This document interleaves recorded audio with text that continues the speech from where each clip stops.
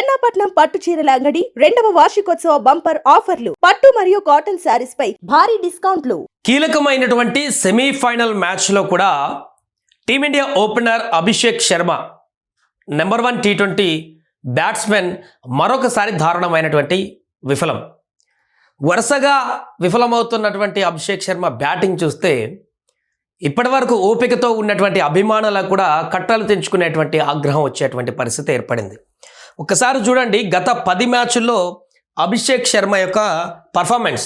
ఇంగ్లాండ్తో ఆడినటువంటి semi-final మ్యాచ్లో score 9 పరుగులు. కీలకమైనటువంటి సెమీఫైనల్ మ్యాచ్లో నిలబడి స్కోర్ సాధించవలసినటువంటి మ్యాచ్లో సేమ్ అదే లూజ్ షాట్, అదే వరస్ట్ షాట్ ఆడి మళ్ళీ అవుట్ అయ్యాడు.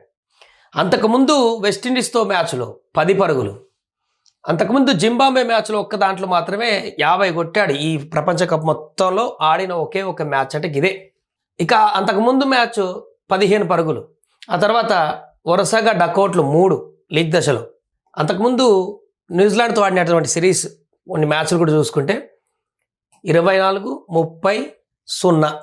10 మ్యాచ్ల్లో అభిషేక్ శర్మ గత 10 మ్యాచ్ల్లో సాధించిన స్కోర్ ఎంత? 143. యావరేజ్గా ఒక మ్యాచ్కి 14 ప్లస్ ఉంటుంది, చిన్న పాయింట్స్. 14 యావరేజ్తోనే ఆడుతున్నాడు ప్రపంచం నెంబర్ 1 బ్యాటర్ అభిషేక్ శర్మ.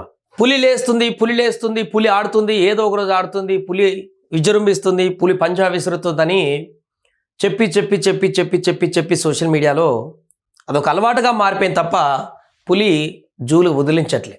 ఎందుకు ఈ రకమైనటువంటి పరిస్థితి వచ్చిందనంటే, ఒక వ్యక్తి పైన ఓవర్ కాన్ఫిడెన్స్ ఎప్పుడైతే బిల్డ్ అవుతుందో, బయట నుంచి వచ్చినటువంటి ఎక్స్పెక్టేషన్స్ ఏ రకంగా బీభత్సంగా వస్తాయో. ఎగ్జాంపుల్గా మనం ఒక మూవీనే తీసుకుందాం. ఒక సినిమా విడుదల కంటే ముందు, ఒక పెద్ద స్టార్ సినిమా అనుకోండి, విడుదల కంటే ముందే బీభత్సమైనటువంటి ఎక్స్పెక్టేషన్స్, ముందు ట్రైలర్స్ విడుదల కావడమో, లేకుంటే దాని గురించి డైరెక్టర్లు లేకుంటే హీరోలు ఇంటర్వ్యూ ప్రమోషన్లలో దాని ఒక రకమైనటువంటి ప్రమోషన్స్, హెవీ ప్రమోషన్స్. సినిమా 50% ఉంటే 150% ప్రమోషన్ చేసినప్పుడు ఏమైందనంటే, ఆ ఆడియన్ 150% వద్ద ఆలోచిస్తూ సినిమాలోకి అడుగు పెడతాడు. అక్కడ 50% ఉండేసరికి తీవ్రమైనటువంటి నిరాశ ఉంటుంది. బట్ అక్కడ ఆ 50% పర్ఫెక్ట్గా ఉన్నా కూడా, 100% సినిమా వర్కౌట్ అయినా కూడా 150% ఆలోచనతో అభిమాని ఉంటాడు కాబట్టి ఆబ్వియస్లీ బయటకు వచ్చేసి ఇది బాగాలేదంటాడు. దెన్ అది ఫెయిల్ అయిపోయేటువంటి పరిస్థితి ఉంటుంది సినిమా. ఎగ్జాక్ట్గా ఇప్పుడు ఇదే జరుగుతుంది అభిషేక్ శర్మ పాయింట్ ఆఫ్ వ్యూలో కూడా. ఇంతకంటే ముందు అద్భుతమైనటువంటి బ్యాటింగ్ చేసి, అసలు అభిషేక్ శర్మ బ్యాటింగ్కి వస్తే అవతల ఉన్న టీం ఏదైనా కూడా కథం నామరూపాల్లో కూడా పోవాల్సిందే, బౌలర్ ఎవడైనా కానీ బౌండరీ అవతల పడాల్సిందే బాలు అని ఒక రకమైనటువంటి హైప్ జరిగింది వరల్డ్ కప్ కంటే ముందు వరకు. T20 ప్రపంచ కప్, T20 బెస్ట్ బ్యాట్స్మెన్ కూడా ఇప్పుడు ప్రపంచంలోనే బెస్ట్ బ్యాట్స్మెన్. ఆ ఎక్స్పెక్టేషన్స్ని రీచ్ అయ్యేటువంటి ప్రయత్నంలో తన ఒరిజినల్ బ్యాటింగ్ని మర్చిపోయేటువంటి పరిస్థితి ఏర్పడింది ఇప్పుడు అభిషేక్ శర్మకి. గ్రౌండ్, పిచ్, అదేవిధంగా అవతల టీము, బౌలర్లను దాన్ని బట్టి బ్యాట్స్మెన్ తన యొక్క బ్యాటింగ్ మూమెంట్ని మారుస్తూ ఉంటారు ఎవరైనా బ్యాట్మెన్లు. కానీ అభిషేక్ శర్మ తనకున్నటువంటి ఒకే లైన్ని ఎవరైనా, ఏ టీం అయినా, ఆపోనెంట్ అయినా, ఏ పిచ్ అయినా, ఎలాంటి బౌలర్లు అయినా కూడా నా లైన్ ఇదే అనేటువంటి ఆట తీరుతో ముందుకు వెళ్ళేటువంటి ప్రయత్నం చేస్తున్నాడు. వరుసగా విఫలమవుతున్నా కూడా మరలా అదే రకమైనటువంటి నా లైన్ ఏదైతే ఉందో బ్యాటింగ్ లైన్, అదే లైన్తో ఆడతాను అనేటువంటి ధోరణితోనే వెళ్తున్నటువంటి పరిస్థితి. మొదట ఒక మనిషి ఎట్లా కాన్ఫిడెన్స్ డ్రాప్ అవుతుందంటే, మొదట ఫెయిల్ అయ్యాడు, పర్వాలేదు, కాన్ఫిడెన్స్ లాస్ అవ్వదు. రెండోది ఫెయిల్ అయ్యాడు, కాన్ఫిడెన్స్ లాస్ అవ్వదు, కొంత ఏదో ఆందోళన. మూడోది ఫెయిల్ అయ్యాడు, ఇక్కడ దెబ్బ పడుతుంది. ఇక మానసికంగా ఒక మనిషి, బ్యాట్స్మెన్ తనకు తానే, అరే 3 ఫెయిల్ అయిపోయాను, ప్రజల నుంచి, అభిమానుల నుంచి చాలా ఎక్స్పెక్టేషన్స్ ఉన్నాయి, టీంలో నా పాత్ర ఏంటి, నేను ఎందుకు 3 వరుసగా ఫెయిల్ అయ్యాను, ఇక ఖచ్చితంగా నేను ఆడాల్సిందే అనేటువంటి ఒక ప్రెషర్ నెక్స్ట్ మ్యాచ్కి వస్తుంది. నెక్స్ట్ మ్యాచ్ కూడా విఫలమయ్యాడు. దెన్ ఆటోమేటిక్గా బ్యాట్స్మెన్ పూర్తిగా ఒక డిప్రెషన్లోకి వెళ్ళేటువంటి పరిస్థితి ఏర్పడుతుంటుంది. ఆ డిప్రెషన్లోకి వెళ్ళినటువంటి సందర్భంలో బ్యాటింగ్లో మరలా తనని తాను గెటాన్ చేసుకుని బయటికి రావడానికి చాలా మోటివేషన్ ఉంటుంది.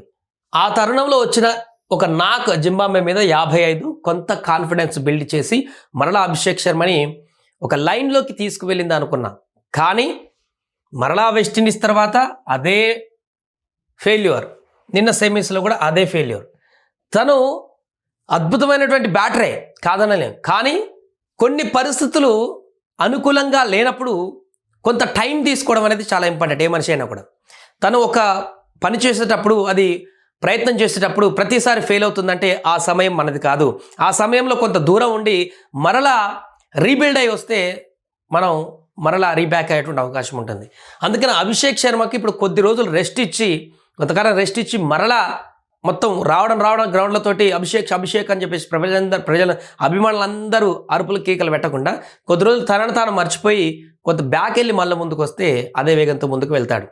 అందుకే వరుస ఫెయిల్యూర్తో బాధ సతమతం అవుతున్నటువంటి అభిషేక్ శర్మ కొద్ది కాలం నెక్స్ట్ కొన్ని మ్యాచ్లకు రెస్ట్ ఇచ్చి తను మళ్ళా కింద నుంచి షైన్ అయ్యి వస్తే ఆ ప్రెషర్, అంటే అభిమానుల నుంచి వచ్చేటువంటి ఒత్తిడి, తను ఫెయిల్ అవుతున్నటువంటి పరిస్థితి, వీటన్నింటి కూడా మర్చిపోయి మళ్ళీ కంబ్యాక్ ఇవ్వాలంటే కొద్ది రోజులు రెస్ట్ ఇవ్వాల్సిందే.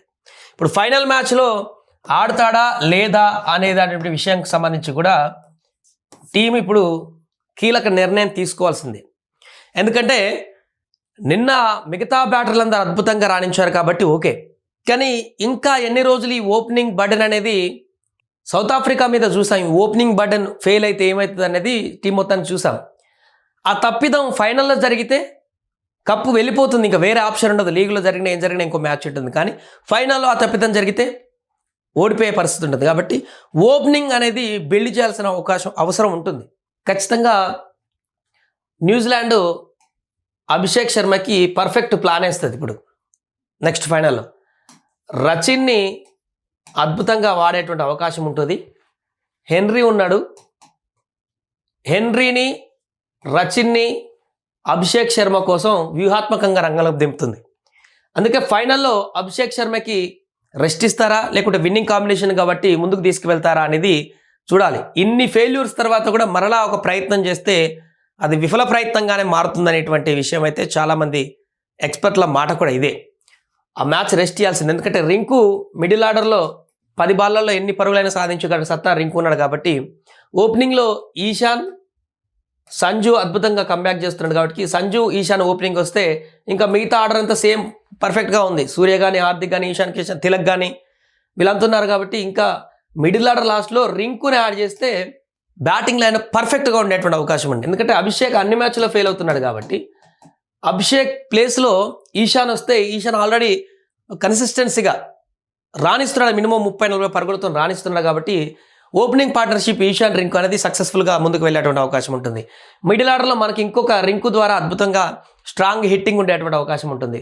తద్వారా ఒక బ్యాట్స్మెన్ ఫెయిల్యూర్ అనేది మనకి ఇక్కడ కంప్లీట్గా తగ్గేటువంటి అవకాశం ఉంటుంది ఫైనల్లో. దానికి టీం ఎలా సెలెక్ట్ చేస్తుందో తెలియదు కానీ ఫైనల్కి అభిషేక్ శర్మ ఫెయిల్యూర్ అనేది అభిమానులకు ఇప్పుడు జీర్ణించుకోలేనటువంటి విషయంగా మారింది. ఇప్పటి వరకు నెక్స్ట్ మ్యాచ్ అన్న వస్తాడు, కంబ్యాక్ ఇస్తాడు, పులి జులు విధిస్తుంది అని చెప్పేసి అనుకున్నటువంటి అభిమానులకు నిన్న మ్యాచ్ తోటి ఇంకా ఓపిక నశించిపోయింది. ఇక చాలు అభిషేక్ శర్మను ఫైనల్లో ఆపేసేయండి, కొంత గ్యాప్ ఇచ్చేసి మళ్ళీ తన ఫామ్కి వచ్చినాక తీసుకురండి అన్నటువంటి పరిస్థితి ఏర్పడింది. సో మీరేమంటారో కూడా కామెంట్ చేయండి. వరుసగా ఫెయిల్ అవుతున్నటువంటి అభిషేక్ శర్మ ఫైనల్లో ఉండాలా వద్దా అనేటువంటి దానికి సంబంధించి.